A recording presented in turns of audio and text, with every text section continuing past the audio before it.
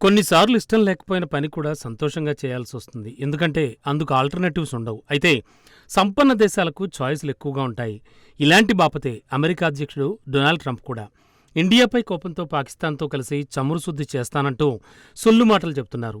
ఏదో 2 తుపాకులు తీసుకుని తీవ్రవాదాన్ని పెంచి పోషించుకోవడం చేతనైన పాకిస్తాన్‌తో చమురు ఉత్పత్తులను శుద్ధి చేసి భవిష్యత్తులో ఇండియాకే అమ్మేలా చేస్తాడట. ఇప్పటికే అమెరికాను ఆగమాగం చేసిన ట్రంప్ రోజుకో బాంబు పేల్చుతూ తనకు నచ్చితే ఓకే, లేదంటే వాయించేస్తానంటూ రెచ్చిపోతూ ప్రపంచ దేశాలకు నరకం చూపిస్తున్నాడు. తాజాగా ఇండియా ఉత్పత్తులపై 25% అదనపు సుంకాలు విధించిన తర్వాత ఇప్పుడు పేటరేగిపోతున్నాడు. రష్యాతో వ్యూహాత్మకంగా సంబంధాలు కొనసాగిస్తోన్న భారత్పై మండిపడ్డాడు. భారత్, రష్యా రెండూ చనిపోయిన ఆర్థిక వ్యవస్థలంటూ కూడా ఎకసెక్కాలు మాట్లాడుతున్నాడు. 2 దేశాలు కలిసి ఏం చేస్తాయంటూ అక్కసు వెళ్లగక్కుతున్నాడు. ట్రంప్ వ్యాఖ్యలతో ద్వైపాక్షిక సంబంధాల్లో తాత్కాలిక గందరగోళం ఏర్పడింది. ట్రూత్ సోషల్ వేదికగా చేసిన వ్యాఖ్యల్లో భారత్ను మిత్రదేశంగా పేర్కొన్నప్పటికీ ఇండియాతో తాము చాలా తక్కువ వ్యాపారం చేస్తున్నామన్నాడు. అందుకు కారణం ఇండియా పన్నులే అంటూ మరోసారి ఎడుపు మాటలు మాట్లాడాడు. ప్రపంచంలోనే ఇండియా టారిఫ్స్ ఎక్కువంటూ కసుమన్నాడు. భారత్పై విధించిన 20% దిగుమతి టారిఫ్స్, రష్యా నుంచి దిగుమతులపై ఆంక్షల తర్వాత మరింతగా ట్రంప్ విరుచుకుపడుతున్నాడు.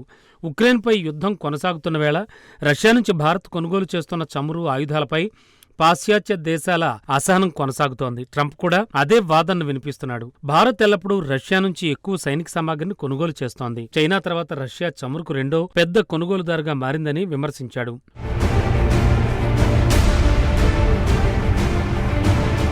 ఒకవైపు భారత్పై సుంకాలు విధిస్తూ విమర్శలు గుప్పించిన ట్రంప్ మరోవైపు పాకిస్తాన్తో చమురు నిల్వల అభివృద్ధికి ఒప్పందం కుదుర్చుకున్నట్లు ప్రకటించాడు. పెహల్గాం ఉగ్రదాడి తర్వాత భారత్ పాక్ సంబంధాలు దిగజారిన సందర్భంలో చర్చనీయాంశంగా మారాయి.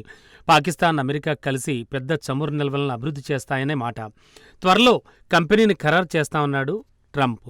భారత ప్రభుత్వం ట్రంప్ వ్యాఖ్యలపై నేరుగా స్పందించకపోయినా వాణిజ్య మంత్రిత్వ శాఖ ఒక ప్రకటనలో సుంకాలపై అధ్యయనం చేస్తున్నామని, వ్యాపార చర్చలు కొనసాగుతాయని చెప్పింది. పాకిస్తాన్ సంగతి తెలిసి కూడా ఇండియాను ఉడికించాలని, తన దారిలోకి తెచ్చుకోవాలని ట్రంప్ బాబాయ్ చేస్తోన్న కపటం ఇండియాకు తెలియంది కాదు. పాకిస్తాన్ కాకుంటే ఆఫ్ఘనిస్తాన్తో కలిసి చమురు శుద్ధి చేసుకో అనడం తప్ప మనం చెప్పడానికి ఏమీ ఉండదు. రష్యా చమురు కొనుగోలుపై ప్రశ్నలు ఎదుర్కొంటోన్న భారత ప్రభుత్వం మునుపెన్నడూ లేని స్థాయిలో భారత్ ప్రయోజనాలే ప్రధానం అన్న భావనను వ్యక్తం చేస్తోంది.